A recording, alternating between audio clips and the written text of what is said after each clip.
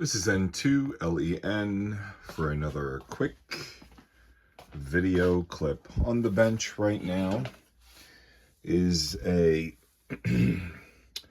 Yaesu FT-450, the original revision, not the D. And this radio was picked up in a trade for I traded this rig for I believe it was a Gemini antenna rotator, a new old stock. Anyway, when the radio arrived, I was pleasantly surprised. I saw that it had an SMA pigtail that came out of the back of it. It also came with an SDR play, which is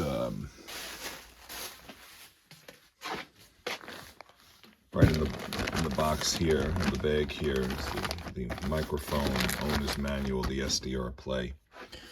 But anyway, I wasn't sure if how it was modified. I was hoping that there was a PAT kit, and sure enough there was, which you could see right here. It's a G4HUP PAT kit. I'm going to add pictures on it, and what I did was I just cleaned up the wiring and stuff. Added some Captain tape on top of it, small piece of double-sided stick tape. Under it I shortened the leads. I added a small little wire tie to give this cable a little tension so it doesn't pull. And then I went ahead and did the Mars cap. And the Mars cap is posted online. I believe I downloaded it from Mods DK. And you have to take off the front panel. So top and bottom covers come off. And then the front panel is actually not attached with any mounting screws. There are just basically tabs that you actually just lift up the tabs with your fingernails, and then you turn the radio, you lift up the top two, don't pull it all the way off, and then go on the bottom and lift up the bottom two. And then there is a waterproof gasket that goes around the edge of the radio, which I took off. And then you have to, once you take off the ribbon cable that goes to the back of the control panel, you could separate the control panel.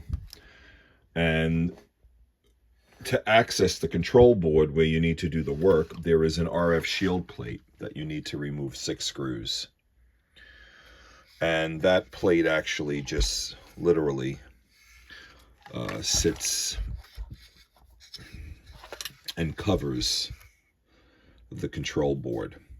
The area that you want to work on is right here. And you want to remove, let me get a, according to the paperwork. Now I haven't done, also you need to do some programming, which I haven't done yet, but you want to remove JP4002, which is right here. You could see that, and I removed that resistor chip, very, very small. So, 9, 8, 7, 6, 5, and then over here 5, 4, 3, 2. So it's the top one, and as you could see, I removed it. Okay. The size of the resistor chip, it's right on the capstan tape, which is right there. And if I pick it up, I'll let you see it. And there it is.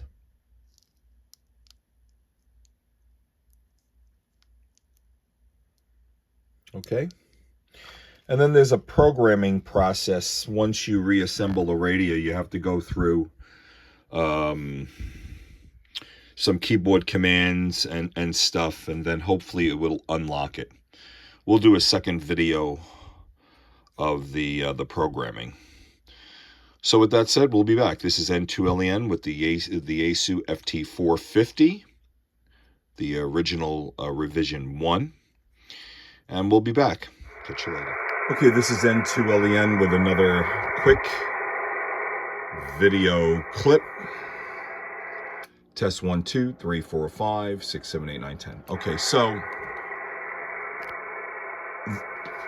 these this is another quick add-on clip I'm going to add on about the MH67 Alpha 8 Juliet microphone. If the you know, on the actual mic itself, well, on all these 8-pin, hold on one second. On all these 6 and 8-pin, 4-pin RJ45 type microphone connectors, these clip pins have a tendency of breaking off and snapping if you remove the mic in and out. And they're made with a molded covering that actually covers the actual the connector itself. So, you know, if you, I mean, you can go out and you could buy, you know, on China, and they're probably cheap. You could buy a replacement cable. But if you want to quickly just crimp on a new RJ45, in order to access the plug, and you're gonna have to, you know, it's gonna, when you recut it, because you're gonna shorten the length of the straight part of the cable, and you're gonna have to remove this molded. As you can see, it was broken in here for the tab, and the tab broke off. But anyway,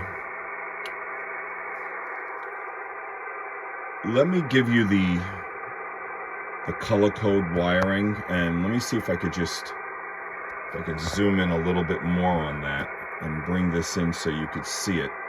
But with the clip facing down,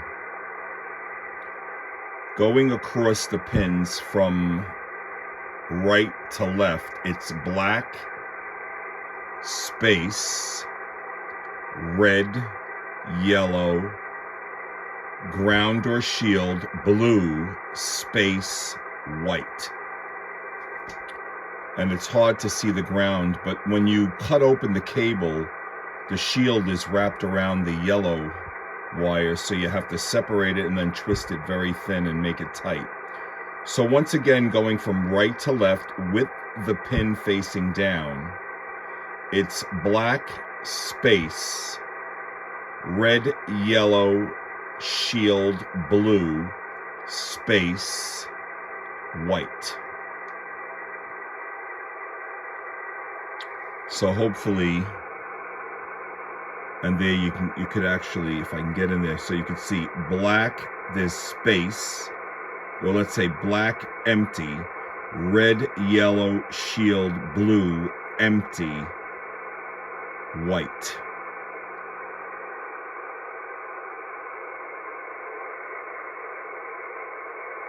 See that? And when you finagle those wires in, you have to slip them in such a position that you get them in there like that. And when you cut the cable to remove the rubber, those little wires, you know, they're not just going to fall into place. You have to hold them between your index finger and your thumb, and then slip them in gently, try to get it, because you have to get those two spaces, and they're on each end. So once again, black, empty, red, yellow, shield, blue, empty, white. We'll catch you later. Okay, this is N2LEN with a follow-up video clip on the Yaesu FT-450. This particular radio was purchased, actually it came as part of a trade yesterday. It has a G4HUP panoramic adapter board installed, which is a buffer board. We also did the Mars cap, removing JP4002 on the control board. And then once you do that, you have to go through a series of keyboard commands to put the radio into that programming state to open it up for all band TX. Anyway, we're going to power it up.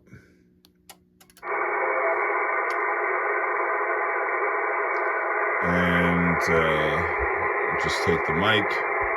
Testing 1, 2, 3, 4, 5, 6, 7, 8, 9, 10. So there you go.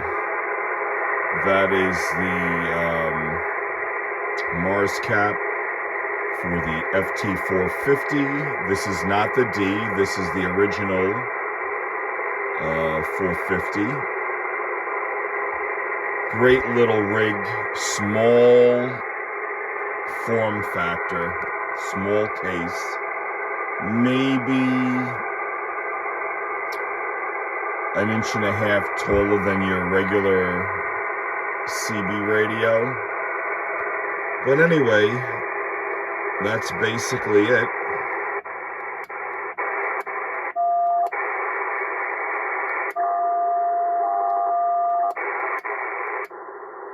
And